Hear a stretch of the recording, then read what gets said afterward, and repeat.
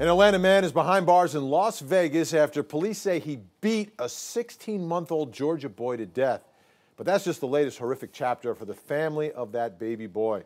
The child's father was also brutally murdered here in the metro area last year, and that murder still unsolved. Ryan Kruger joins us more on this tragic story. And Ryan, what do we know about this child's death? Yeah, so Vinny, I was actually sitting right here in the newsroom yesterday when I got a phone call from the child's aunt.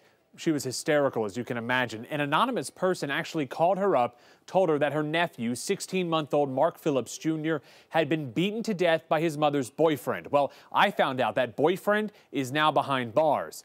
It's been 16 months of some joy and a lot of tragedy for the family of Mark and Mark Jr. We was all happy. That's what he wanted. A wife and a child. But Mark Phillips' dream soon came to an end, less than a month after his son Mark Jr. was born. He was shot by 3 or 4 guys, and that's all I know. Mark Phillips was killed in front of his Paulding County home in January of 2017. His wife, Natalie Miller, was the only witness. But he was a great person, a good-hearted person, didn't hurt anyone. More than a year later, that case is still unsolved. And soon after the murder, his wife picked up and left town with Mark Jr.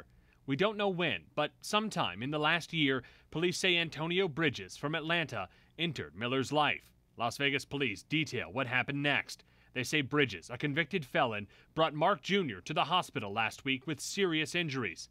3 days later, this past Sunday, the baby boy died. Bridges arrested for the child's murder. Father and son, 2 horrific killings, and a family's search for justice. We want justice. That's what we're seeking. We want peace.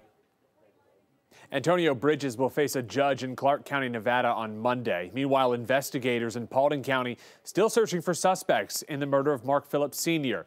We were unable to track down Natalie Miller tonight, and police are telling us there's no connection between the 2 murders.